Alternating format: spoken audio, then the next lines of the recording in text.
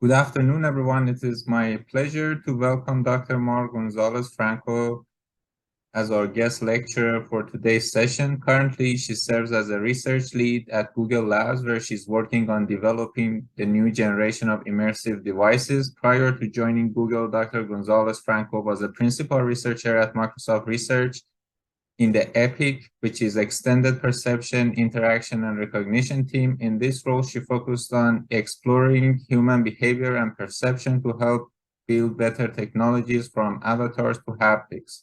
Her research has produced numerous new prototypes that advance the state-of-the-art on haptic controllers and displays, and she has proposed new theories and standardized methods of evaluation for different phenomena such as embodiment, locomotion, and avatar self-recognition. She completed her master and PhD at the University of Barcelona, was a visiting student at MIT Media Lab and Tsinghua University, and postdoc at the University College London. Dr. Gonzalez-Franco is a renowned researcher in the field of immersive technology, having been awarded the 2022 IEEE VGTC Significant New Researcher Award for her contribution to the field of virtual reality and spatial computing. In addition to her immersive research accomplishment, Dr. Gonzalez-Franco has helped democratize access to VR technology by open sourcing avatars and avatar animation libraries. We are fortunate to have her share her insights with us today as she discusses the fascinating topics of avatars, embodiment, perception, and locomotion. Please join me in welcoming Dr. Gonzalez-Franco to our class. Thank you. Thank you for having me. Thank you for the introduction. I'm going to share my screen.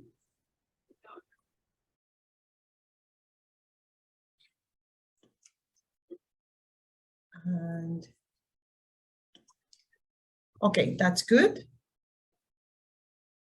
So I'm going to be talking about multiple of the topics that Professor Ehsan was mentioning, and feel free to ask questions. A little bit about me. As you saw, I'm currently at Google. I've been around multiple places in academic and industry major players.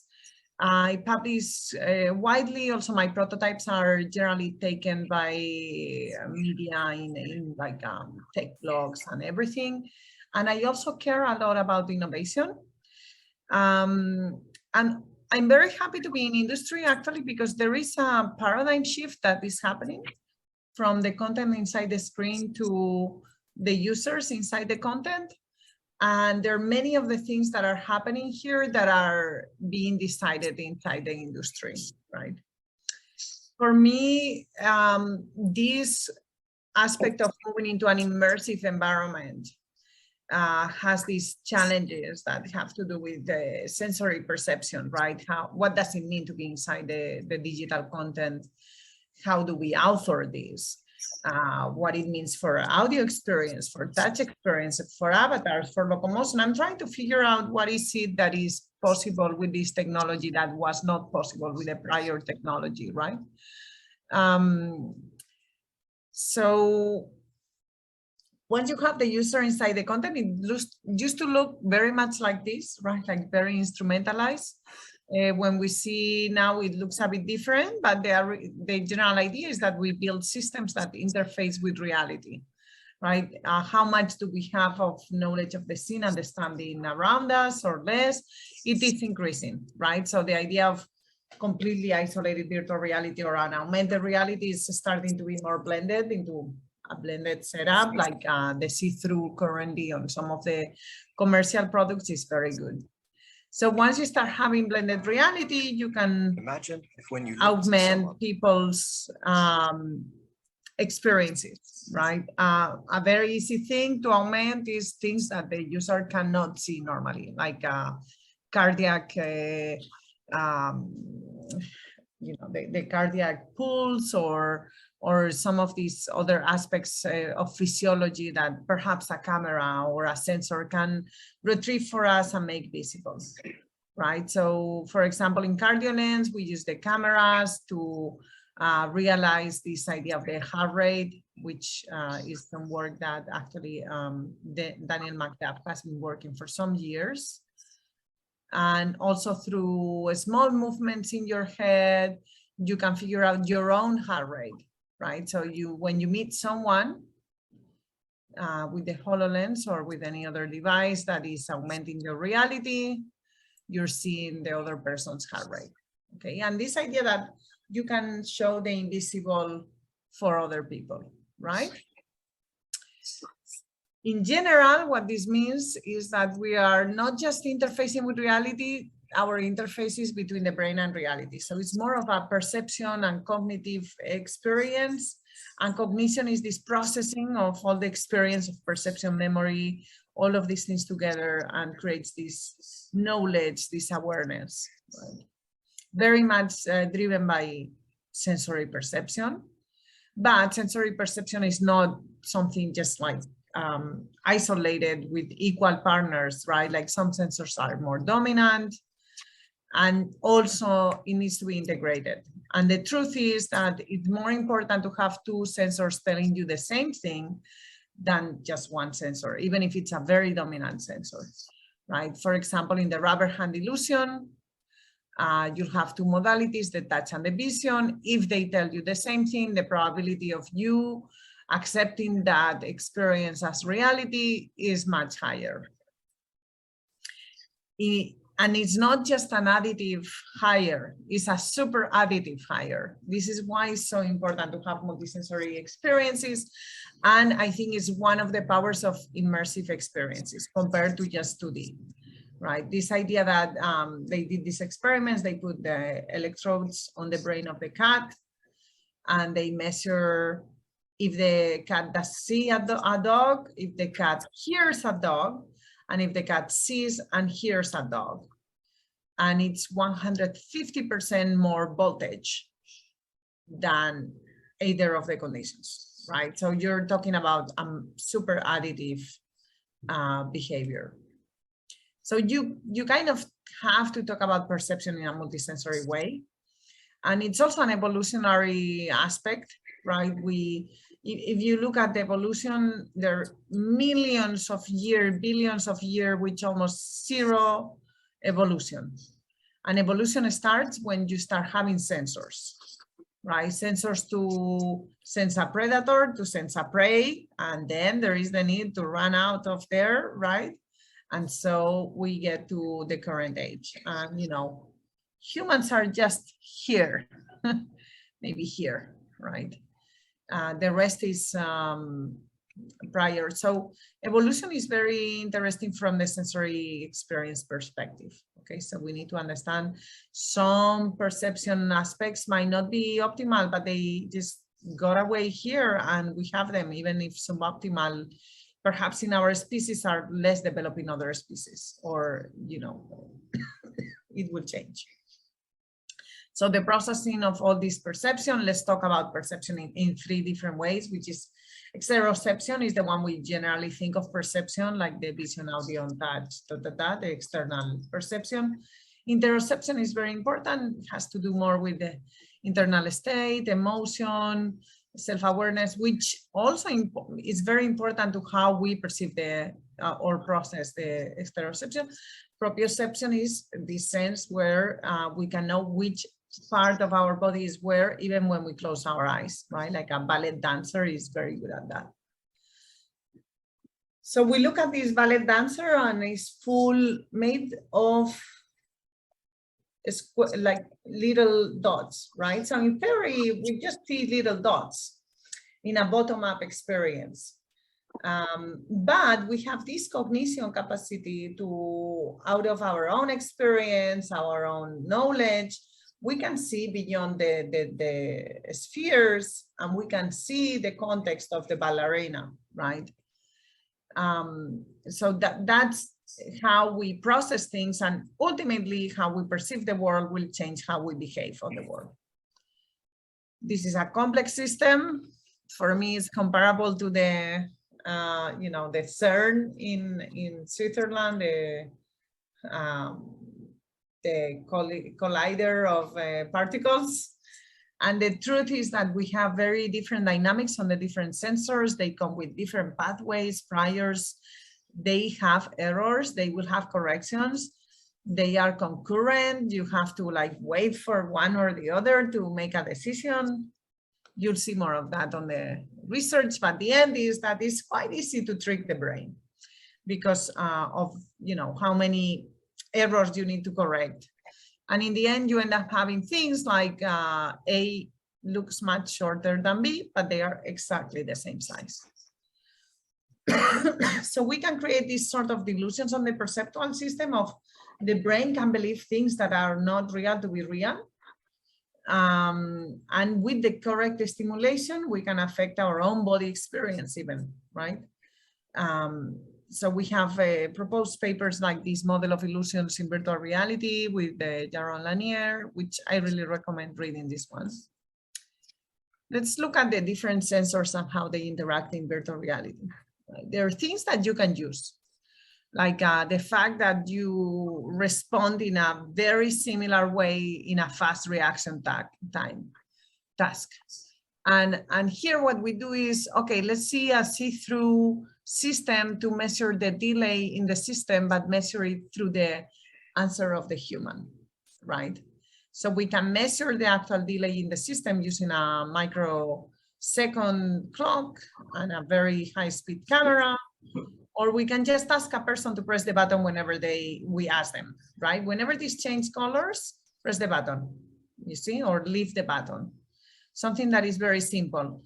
So what we see is that the delays on the system we test is very similar to the one measured on a metric way. The difference also is that the more people you add to this one, the smaller the variance will become over time, right? Like if you have millions of people doing this test, then you can clearly see, oh, these people are even cluster them, right? These people are using this type of device versus that other, etc. Right? So you could even measure latency across users of real platforms. With sound, you can do other things like GPS apps on our mobile phones. Creating a new form of GPS instead of turn by turn. You could have something much more anthropological that doesn't require verbal instructions. Something more like a sound, you know, that like you would be in the forest and hear water and be able to walk all the way to the water source, drink water, create a memory of how to get back to your original spot, right? Like Paleolithic times, or not so Paleolithic, right? Like if the pharmacy was making noise in the same way the church or minaret makes noise, or a boat in the water, then you can probably just go everywhere just by sound, right? Oh, this sound comes from here. So we can generate this type of sounds virtually. They don't need to decay, right? Like I could put a sound on the North Pole and I walk all the way there. So it is a very different way of navigating that is far better from a cognitive perspective. From an augmented experience perspective, it leaves a lot of space for decision making to the actual human. It kind of empowers the brain to have one more source of input in the information rather than taking away the decision making. Very interesting paper, which we also published later in Scientific American for the general public. It's easier to read the one in Scientific American. With touch, we played a lot with touch too, generation of shape displays, you know, instrumented desktops. It's kind of interesting because when you're starting to play in this age of what is possible, you end up actually making advances on multiple fields like material science, or, you know. So what we're trying to do here is something that is both stiff and flexible, but also in multiple dimensions, right? Because generally when you pull from one dimension, the other shrinks. Aesthetic materials don't do that.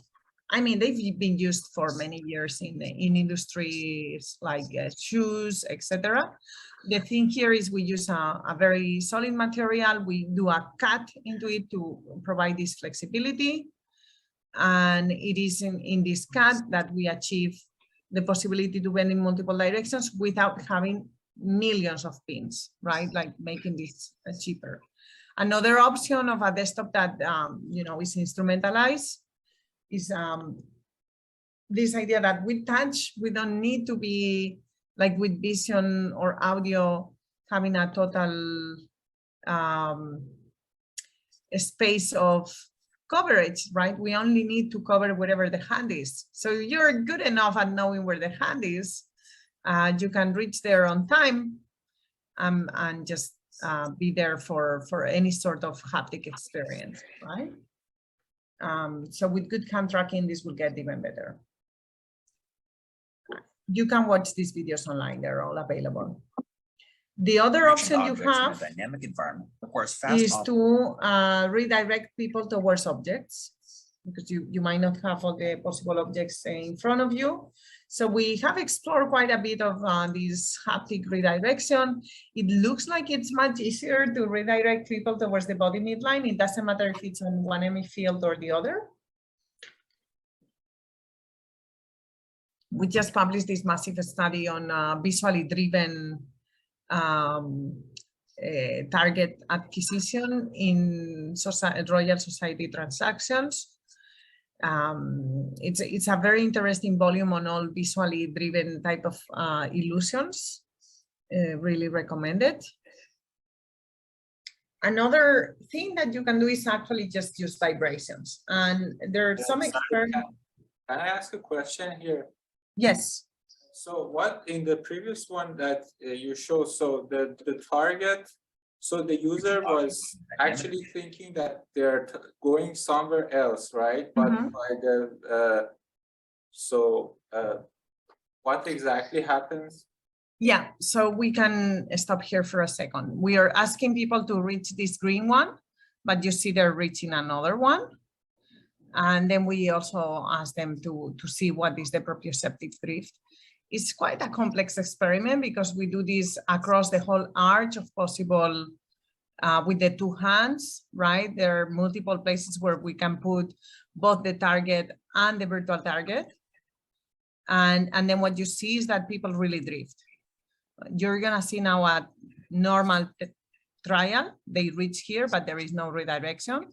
So they feel completely normal about it. They don't have a drift. You see when they reach the blue one. When you are doing this, you see they are kind of self-correcting. So this is an acquired type of redirection. When you're at the beginning, the redirection is 0. When you're here is 100. So we just interpolate. And as you're moving, as the person is moving, they keep correcting. Right, you see how they are initially kind of going into this direction and they will correct. You see? So that is kind of the general problem. In this case, the correction is very easy because they are correcting towards the body midline. When they are correcting away, right, like they need to move away from the body midline, either in this direction or in that direction. It takes them longer to correct. You see, this is kind of a good example of a trial, but it's mathematically it's very clear. You see it here when you're moving towards, the correction is much better independently of the hand. And of course, these things, you know, it's very subtle. This idea of haptic retargeting has been there for a while, right? So in this paper in particular, we go deep into understanding which are the limits of haptic redirection. Sense of touch is also very interesting. We can feel touch outside of our body. It's very similar to audio in the sense that if you have 2 points of touch, you can interpolate the position of this touch if you think it's unified. And it's very common with perception that things that happen close in times are generally considered to be the same thing, right? So even if it's on across different sensors, the typical thing for a human or any information system will be to define that two things that happen close in time, perhaps even close in space, are just one thing, right? Even if you have multiple sensors coming in. And that's how we, using that tool, In this we video, we present a set of studies. did another study that defined a bit this idea of uncanny valley of haptics, but I actually think uncanny valley of any sensor modality, right? Like the moment you're starting to provide multi-sensor, points, data points, etc., people might perceive a much better sensory experience, but also if you break it, then you start perceiving this idea that, oh, these are actually multiple inputs that have nothing to do, right? So you disengage on the experience. So here you have a person thinking that they are holding a well. When we ask them, oh, where did you feel the touch happening? It is very well specialized, right? Like audio, you would expect. Even when it's not visually driven, you can do that, okay? Invisible to the user, still very well specialized. Like I was saying with audio. If you start doing that, but there is no reason for the specialization, there is a drop on the perception, right? Like the way I explain the uncanny valley of haptics is very clear in its causality, okay? So here you can see how we reduce it with causality. In what a dynamic would be, causality is the person thinking that they produced that stimulation. A very good example is, imagine you're in VR and something touches you and you turn around and there is an avatar and you'll be like, wow, this is the most amazing haptic experience I ever had. If you turn around and there is nothing, you take off the headset to look what is outside, right? And you break completely your experience. So from something that really amplifies your experience to something that really breaks your experience. An interesting paper that we later also wrote a journal piece in Scientific American. Then we built a bunch of devices for touch, trying to create particular experiences on touch, like you know, the dexterity over objects. Can we have that in a virtual device? This is the simulation with our device. And this is the device. It's a completely rigid device. It's very interesting because using some minimal force sensors and voice coil actuators, we can generate the illusion that you're actually giving compliance. The other options that we explore, for example, capstan crunch, the idea was, can we do this without very expensive motors? And we use capstans, which, you know, were used centuries for centuries and centuries for pulleys, for boats, etc., right? And then we store energy here so we can give a bit of compliance, right? Here you can see the compliance mechanism. So it gives a bit like this idea that you can force it. So it's completely rigid, or if you're storing energy, it can be a bit compliant. And then you can do very interesting sort of experiences, like cutting through the, breaking a can, breaking an egg. It was always like, oh one thing that I would like to do is break a can, right? When we saw demos of haptics to the VPs. The idea of objects coming to your hand just in time for you to grab, right? As you appear there. And I have to say, once you try this type of experiences, going into a virtual room without them, it feels really empty. But the truth is that as much as we have created, we haven't been able to create a uniform, you know, what is the haptic controller, right? In reality, I feel like we're still exploring, the community is still exploring what type of haptic controllers are there, and it's not converging yet. And we will see if it converges or not. It's not very clear. So I think that's kind of like, okay, we can interface with the brain and reality, but there is another thing. It's like, oh, we can do these things that are impossible in reality, right? Like instead of like trying to mimic what the object properties are or etc., let's try to think, how can we do things even beyond just the 2D screen? For example, using more sensors, right? While a person is looking somewhere, we can reduce difficulty of a puzzle, like, oh, you don't see this particular piece, I will help you now as you're looking there, a new piece will appear here, right? Etc. So we explore a bunch of possible uses of this idea of attention, right? Which is kind of like the elephant demo. I don't know if you've ever seen this elephant experiment where people are passing balls and they tell you, count the number of times they pass the ball, and they have an elephant walking through the back, and they ask you, did you see the elephant? And you're like, no. And you watch the video again and the elephant is there. And you can use that for customization. This person clearly likes other type of art, so you change the art in the gallery, right?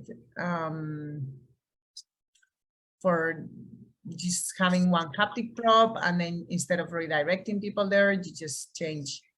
Oh, you're like, oh, this person clearly likes to grab this one, so I'm gonna just move them.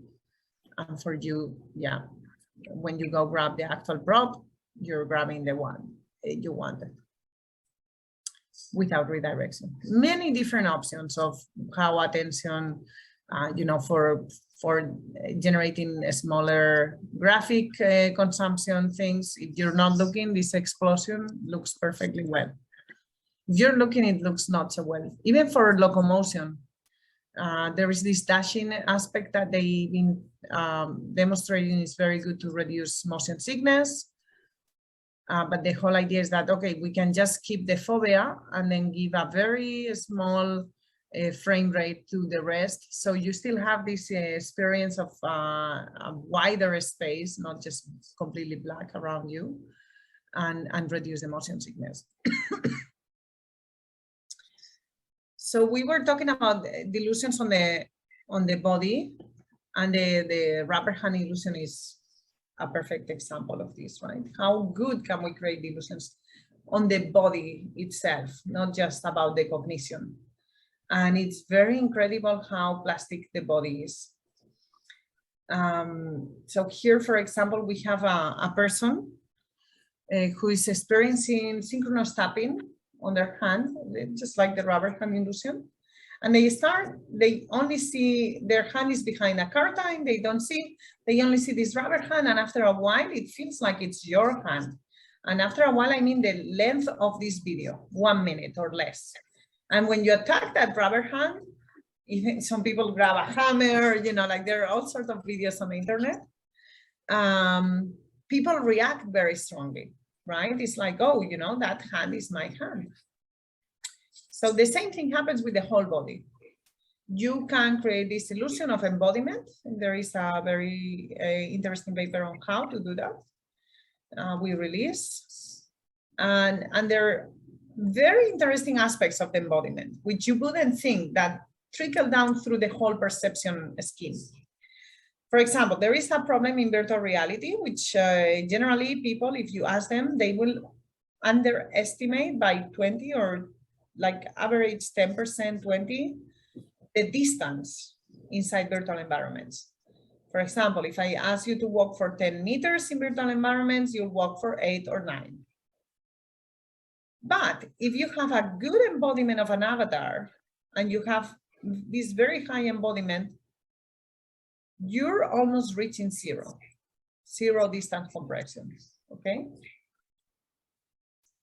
Even for touch, the perception of these taps that we were giving in the center of the duo are much accurate for people who are experiencing a good embodiment than people who have no reference or frame, or just have some controllers for reference of, you know, where your body is at. The thing here is that this is very, you know, like congruent, because we do have a metric system now, but that wasn't the case forever, right? Like your grandma would use the hands. I use it, right? You don't need a grandma for that to know how large something is. You learn how big your hand is. And in fact, the whole English metric system is full of that, right? Feet. It's a legacy, it's archaic, but if I want to know how big this bottle versus this other bottle is, nothing like holding it with my hands, right? So the idea of using your body as a metric tape for perceiving things, it's very normal, and it's also very important for anything in virtual reality. So that means embodiment is very important. I spent a lot of time in my PhD thinking about this, how to create embodiment, how to measure it. Especially, I was really trying to like avoid questionnaires. And then it so happens that my biggest publication is a questionnaire. And then how to break it, right? I show some experiments of this, but okay, if I attack this hand, what is the response? And if your hand is moving in one direction and I hijack it to go in the other direction for some task, here like Erickson flanker task, what happens, right? And I get this very cool EEG voltage that you cannot explain unless you have some sort of subjective information, right? Voltage here or there is very hard to explain why things unless you combine it.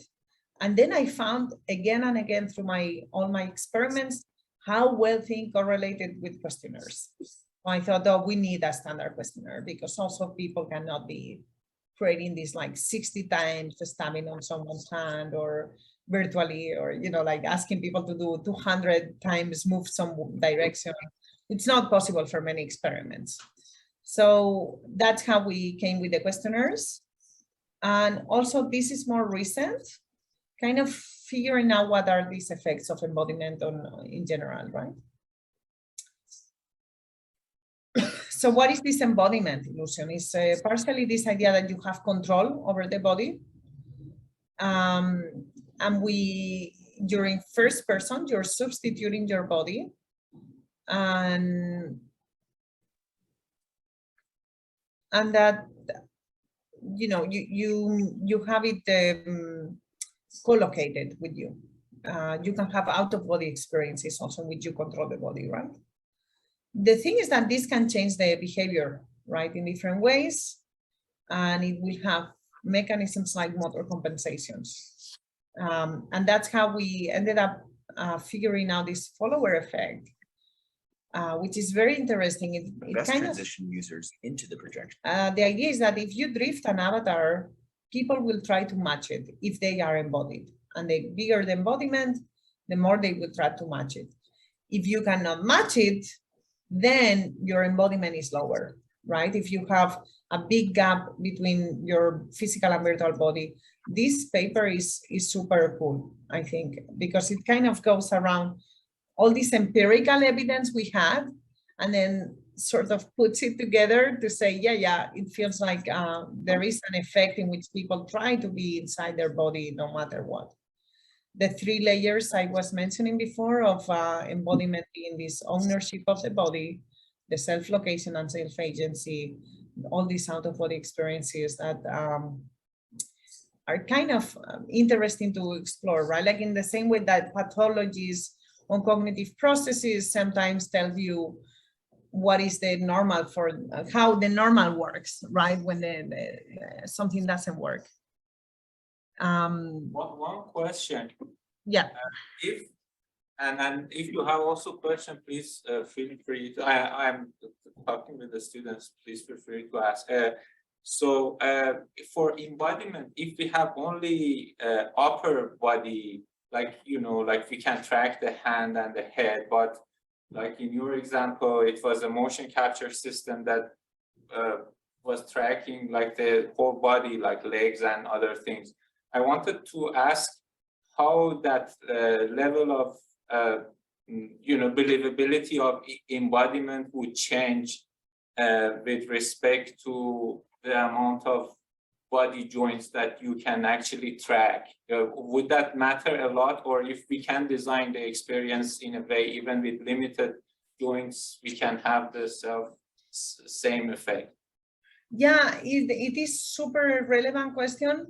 The better we get the body tracking, the better, but you'll see now how much of my later work is been about creating minimally embodied conditions. And it's surprising, and I think it's partially because of this self-avatar follower effect and this implicit need to fill the gap that we're far more flexible than I thought, in terms of like maybe just having upper body is enough. Or for some people, just having the hands without the whole body connection, because in fact, there is an experiment, they show embodiment on an invisible body, you know, like the Katshuska triangle, where you just show the angles and people can figure out the rest. I think for our body, we have very strong mental models. And unless you really break the mental model, the rest, the brain will self-correct, kind of, right? Oh, what you really meant was, right? So in fact, for example, for this experiment, and this one is my first experiment ever. I actually entered Mel Slater lab, and my task was to create a mathematical model of a mirror in real time. And because I created that, he's like, oh, you know, let's show why mirrors are very good in VR. And it's partially because we have a very low field of view, that you cannot see your body, that you need mirrors. And maybe in the future, when we have like real field of views, you know, they keep saying, oh, we have a wide field of view. And I just think of Ernst Marx has this self-portrait of, you know, my body from the left eye, it's called. Take it online one day. It's very cool, but clearly we don't see any of our body inside VR. And there are some other researchers working on that. So even if you only do the upper body, sometimes you don't even see it unless you have a mirror. So don't worry too much about that.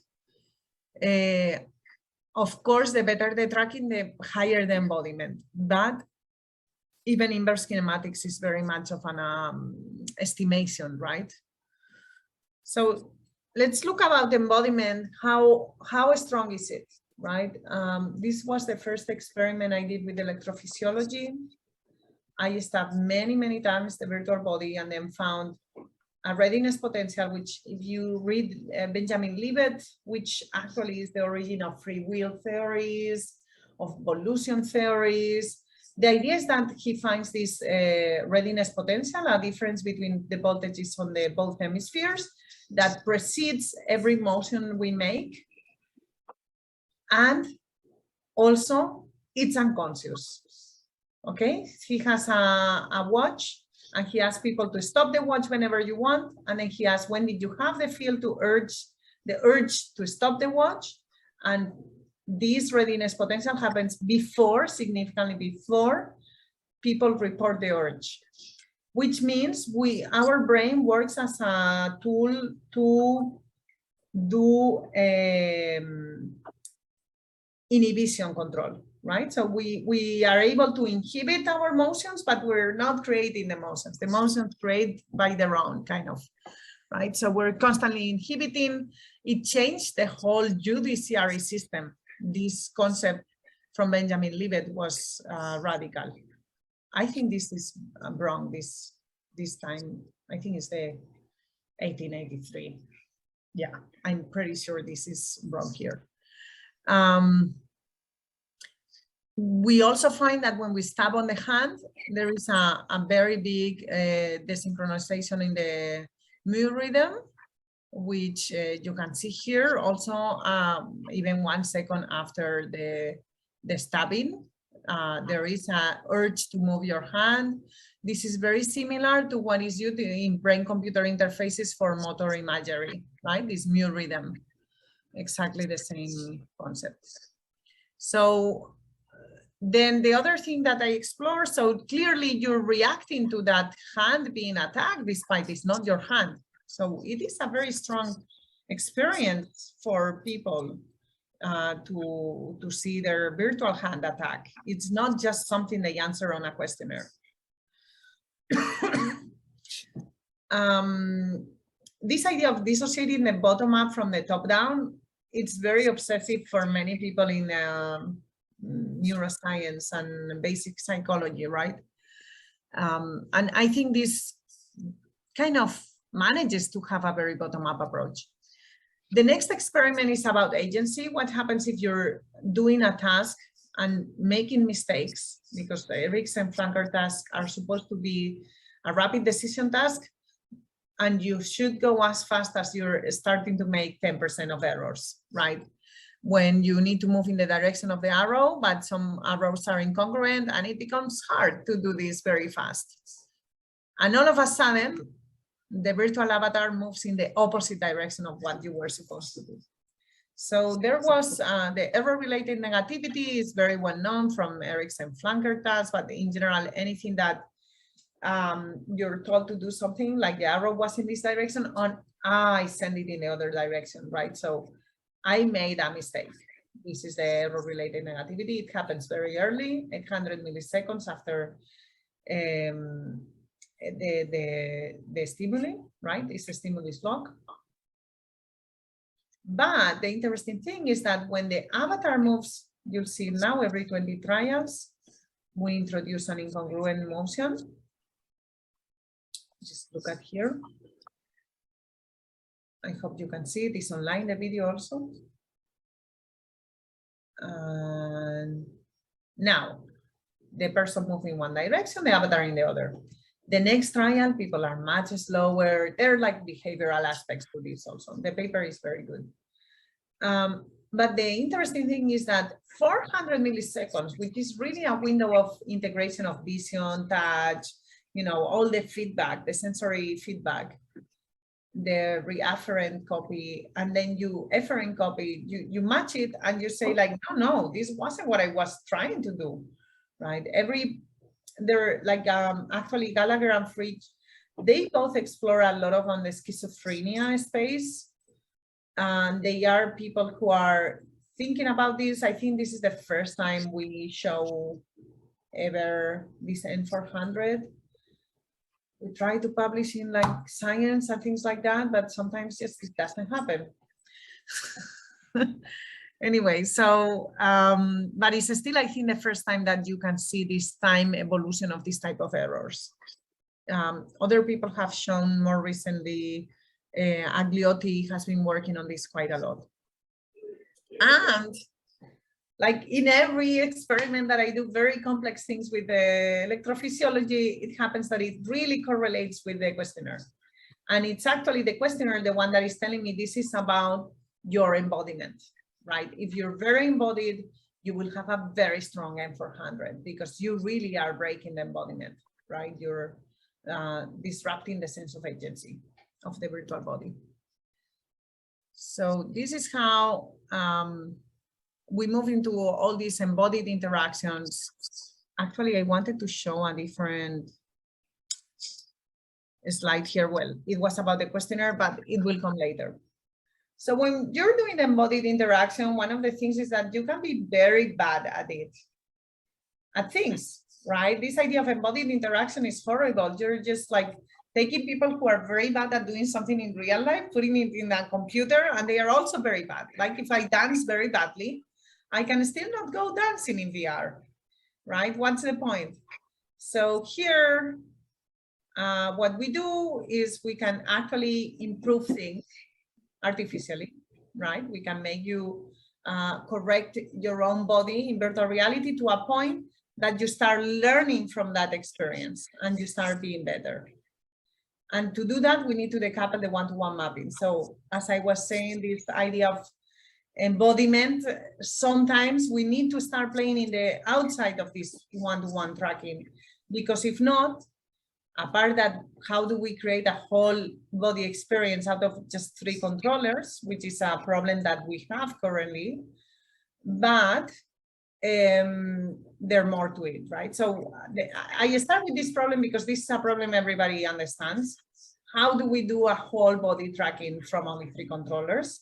But the one-to-one mapping is something that I think will enhance poor performance and other things too. So we did this experiment in which we have a database and we do a near neighbor match for every part of every space on the whole body. And also one of the interesting things is that because we have the fallback to the inverse kinematics, you know, it's not just this, it's an interpolation of everything, and the database is not that big really, right? So you can just reconstruct every part of the body, even if you don't have that specific movement, the whole body movement, you might have just part of the movement. And if not, you fall back to the inverse kinematics. So for example, this whole reconstruction is done with just these 3 motion of videos, right? So we can create things that are not in the database. For example, the 200 throw is not in the database. I'll show it again. So you have these 3 things. This person is now doing things that are in the database. This one is, this one not. So, you know, it's very interesting to be able to switch dynamically from inverse kinematics to no. The idea of a database also has this idea that you can be transferring styles, right? If your database, everybody's very sad, that's the point, right? Or you can be much better at dancing.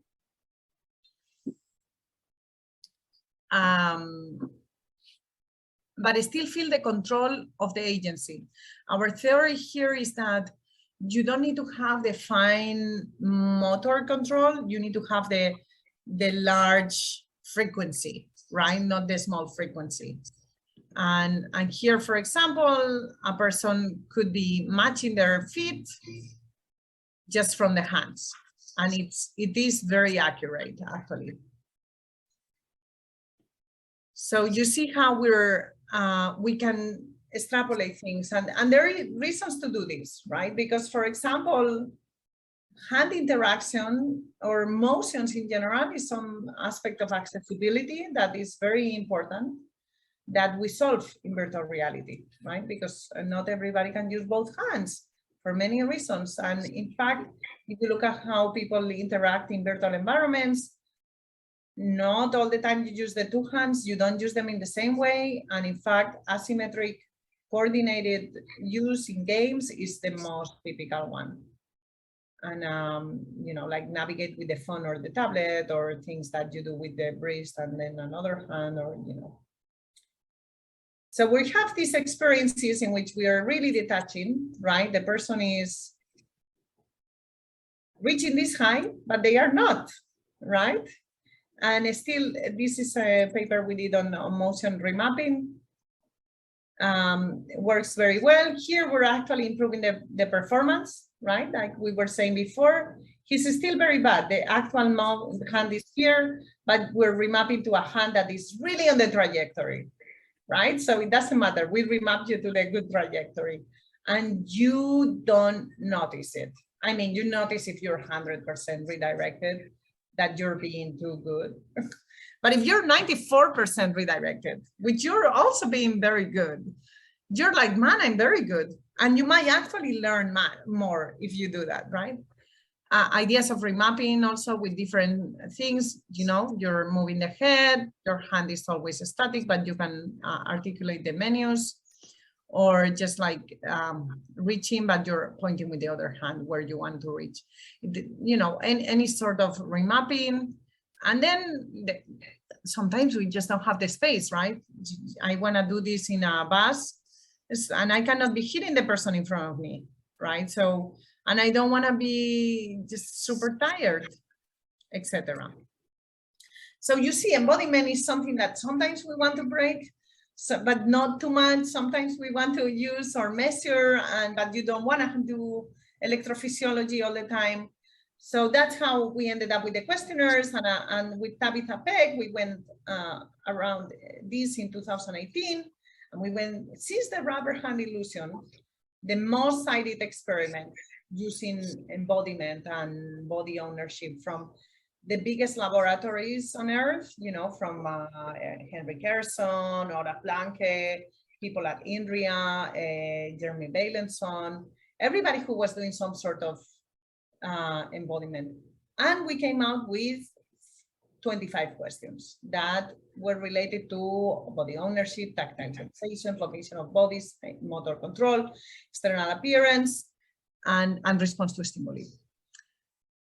We did 400 questionnaires later of this, and we cleaned questions in a mathematical order, right, using principal components, etc. And we came out with 16 questions. There were 9 studies out of these 400 questionnaires, our own, right? We were using it systematically in our experiments. We put them together, and what we find is that the dynamic range, when we refine this, is much larger than on the original. So we are able to have more sensitivity in this new one, which also, I think it's now standardized and versus the other one, right? And for example, here we can see significant differences for gender on a particular embodiment versus in the original questionnaire, that wasn't an interaction, right? Here you can see the interaction. This is very interesting to me because now I'm kind of like a questionnaire expert, and every paper that comes out of questionnaires, they ask me to review it. And if you go in your research life, you go on with that, you'll find that is very hard because I want this to be the standard, right? So I don't want to be accepting other questionnaires. I'm like, okay. In some cases, I think it's very good because they have like a shorter version that you can deliver while you are inside the VR, or, you know, there are reasons to accept other questionnaires. But sometimes they also don't compare to the standard, right? Because I'm okay if you have another questionnaire, but there should be a communication of how this compares to the other. And the whole idea of this is that we kind of have the same metric system across all the experiments, across all the labs, or you can look backwards to your experiments and use that as a control condition for your new experiment, for example.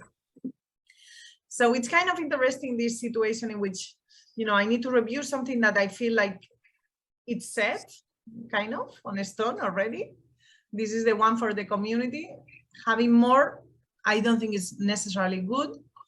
So, but I'm also conflicted because in a way, this is my questionnaire. So how am I going to prefer another questionnaire, right? Like it's a very complicated thing. Sometimes it happens when you're becoming like the gold standard on something to evaluate the other questionnaires in this case. Coming from a person who hated questionnaires for her PhD. Let's go to another problem in VR, which is, it's great. We create these virtual worlds. They are amazing. And you're at your home and you cannot even cross the street, right? So how do we fix that? We can make you a giant, for example. We can speed you up, right? You're much faster. And I guess we can accelerate you, right? Which is a bit different than velocity and acceleration, right? So it's a bit different. We'll go through here, this we've done. More things on perception of avatars. Just want to go very quickly through this. Actually, motions, like having realistic faces, moving realistically is better than the face looking like you, is far more important. And we saw this effacement on avatars, just so you know the summary of this. I don't have time to go into this because I want to explain a bit about other things and locomotion in the last 10 minutes. The whole idea of the illusions that we create is that they bring behavior, right? I hope this is clear by now, how linked behavior and perception are. And this was the biggest experiment that Mel did first, and then there was a demo even at SIGGRAPH. The Nature reviews in the neuroscience by Mel and Mavi Sanchez-Liber, it is really the best paper to read on this. And they put this experiment in which they ask people to walk in a laboratory. They know there is no pit, but their heart rate goes very high when they reach the corner. And so on, right? And the reality is that when you have virtual environments, you can recreate many things from reality including these moral dilemmas, etc. People react realistically inside virtual reality. We did this experience, replicating milligrams experiment on, and all of this is why makes avatars very important. This is something I was really pushing for many years. And actually, all the release of avatars inside Microsoft was a plan I had for many years, like a small document where I would go and say, I'm gonna bring avatars to every corner of the company. And people would laugh, like, oh, man, you're not bringing avatars to Microsoft. And they are in Teams now. So I'm not saying it's me, but I'm very happy about that. And maybe because of that, I decided to move to my next role. But also, I always thought that the part of the problem is that people cannot use avatars because it's a very complex tool. So I started releasing libraries, and the importance of having like a, people here are from Disney, Facebook, Microsoft, Google, all the big, UCL, Stanford, etc. Right? Like big players working on avatars, coming together to say like, okay, this is how avatars should be, right? And that's this paper actually, how you can do avatars, why you should use avatars, the importance of it. So I think it's a very good paper. It's very hard to bring consensus papers, but they are very important for the community. So I built this library and then, okay, you have the avatars, but you need to animate them. So I built another library. All the time I spent creating the avatars for the Milgram experiment. It took me 6 months on the computer science department in University College London. It took me 15 minutes to do this one. Okay, so it is really something that everybody can do. So we have created this move box. It's actually kind of 3 projects. One for real-time embodiment, which is with this one with the hand animation, like directly from MRTK or Oculus Quest, real-time tracking. Another one in which we use real-time sensing, and you can record and replay and all of that. And the last one is using videos. This is the hand tracking. So you can have a very good hand tracking, and the inverse kinematics is not perfect, but it's for free compared to the real IK, which you need to buy, which means if you build with the Oculus, with the Rocketbox avatars and this, you can release your full experiment for others to use, right? So not anymore dependencies on proprietary hardware. It's truly open source. Some performance tests on the different tools. You can read all of that. More recently, we released also for facial. Compatibility is similar, right? Like, Welcome to the headbox. I'm sorry.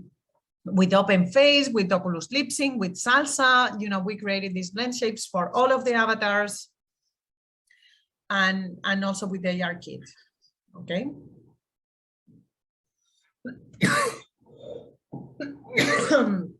Let's move to the last one, which is locomotion. One question about avatars. So some of the projects that we propose has embodiment and avatars also. So the library that you made, the students can use to basically create for their projects, right? The 3 libraries I presented, the one for the facial, the one for the body animation, and the one that is the actual avatars, which they have information on how to import into Unity, how to import into Unreal. All of that is available. And MIT license, you can build a company with that, not right. Just for academic purposes if you want. Some of it has compatibilities with the Oculus Lip Sync, or, so there is a license there, but that you need to account. But other than that, the parts that I have released are open source. So yeah, use them. Some people are using these other avatars that are called Ready Player Me. And I'm also releasing a new library with some folks in Florida, which will be better from the standpoint of evaluated avatars, right? Like these avatars, nobody has tested if people perceive them as Black or not, right? And they might not be as balanced in the categories of professions or things, right? So there's some things that maybe another library could do better. So we're trying to figure that out. So it's a space that I haven't completely, closed. I'm working on other spaces now that, but I keep that one open. To finish locomotion is this idea, okay, the user inside the content, but as we were saying, you cannot cross the door, you cannot cross the street, etc. Right? So wireless headsets. This is how we create these different things.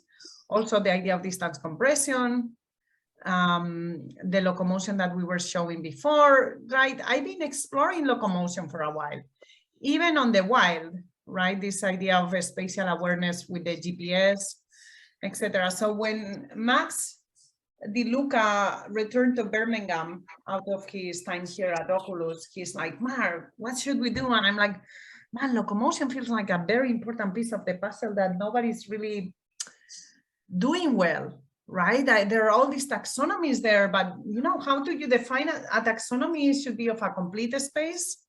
And I don't see locomotion to be complete. I feel like it's growing a lot in the industry rather than in academia. How do we bridge the gap? So we created this library, which is a visual library. It's a data set with over 100 techniques.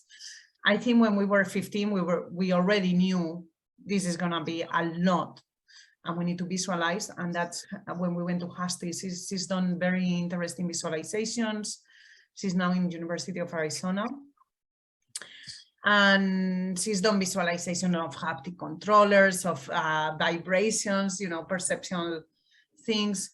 And so we came with this idea of similarity. Okay, if we have so many techniques, we should understand how ones are similar to others. So we had two types of similarities. One were directly out of the things that were on the, just the categories and things that the particular metrics.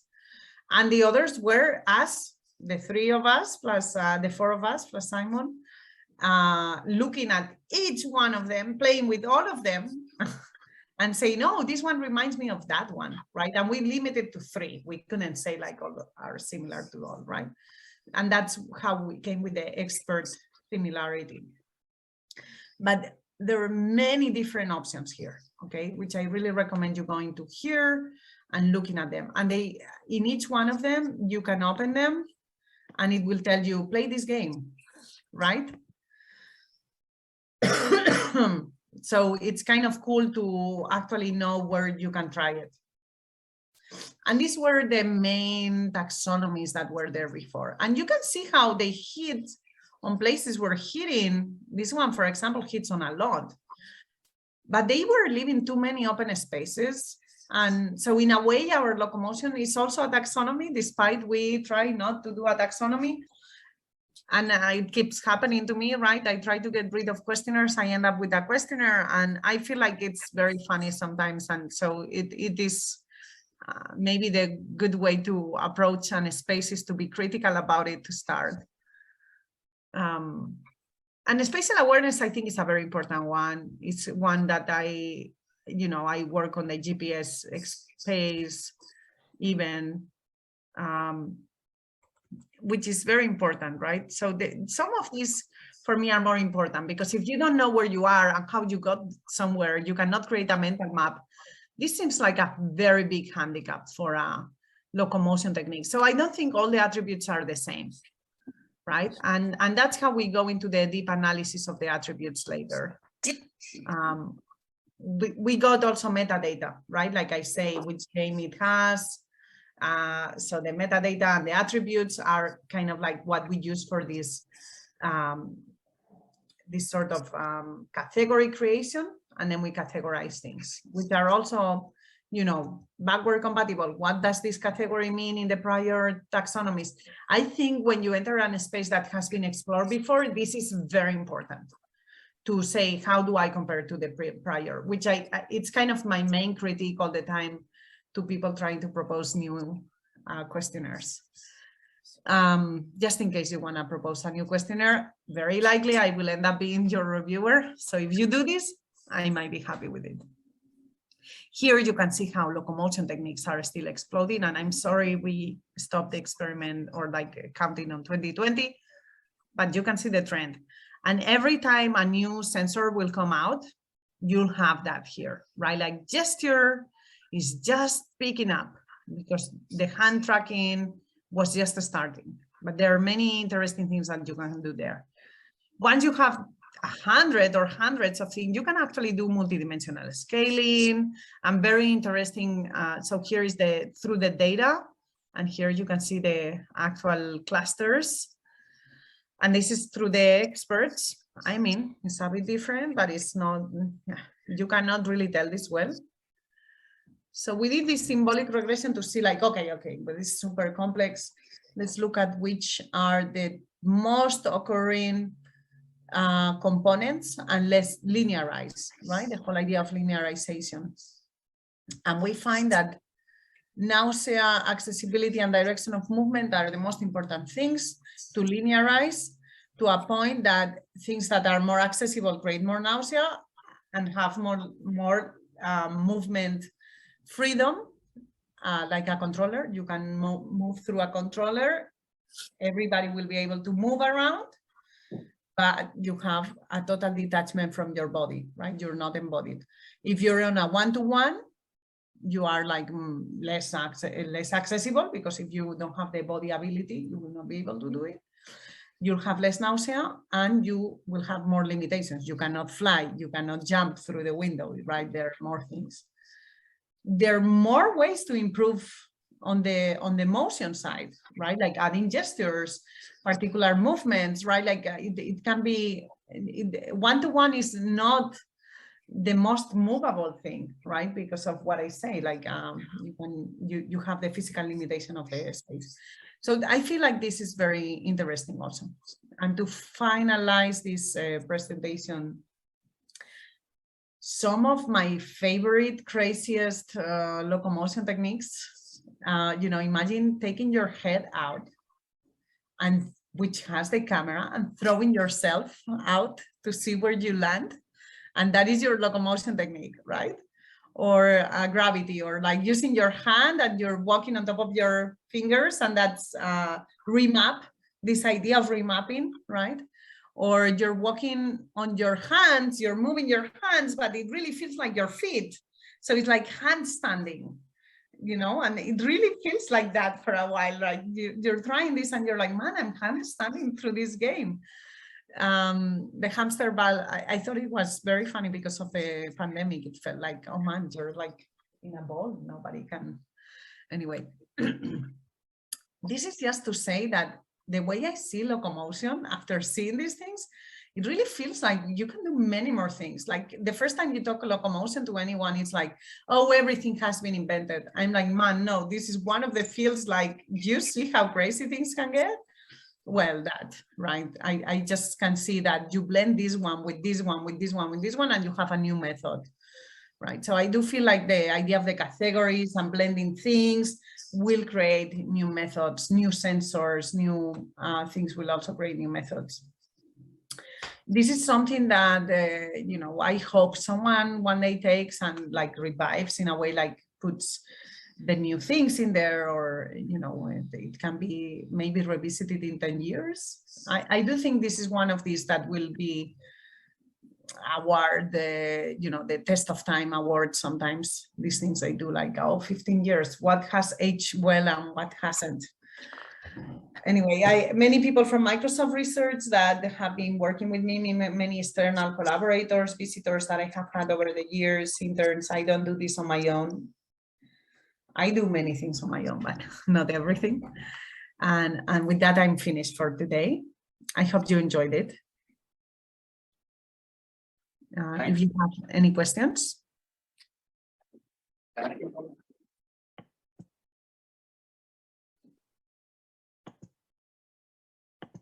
Yeah, There is really, thank you for sharing your insight. It's a lot of knowledge.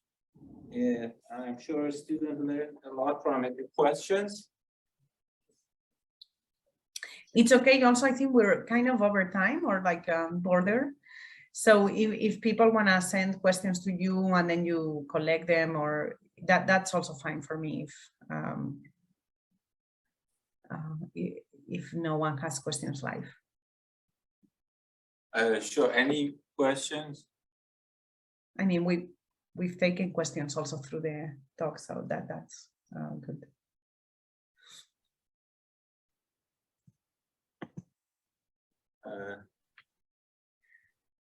That's good.